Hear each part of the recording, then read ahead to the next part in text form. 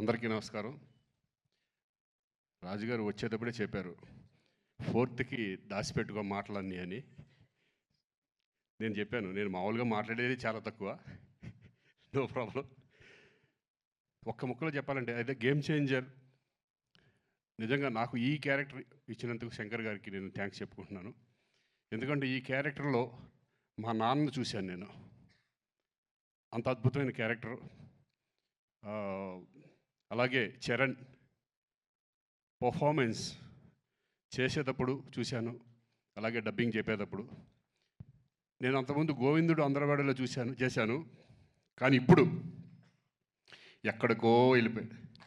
Performance levels, ఆ stability, ఆ confident, ఆ క్యారెక్టర్స్ని, అన్ని క్యారెక్టర్లని హై లెవెల్ పర్ఫార్మెన్స్ తీసుకెళ్ళడం అనేది హ్యాట్స్ ఆఫ్ చరణ్.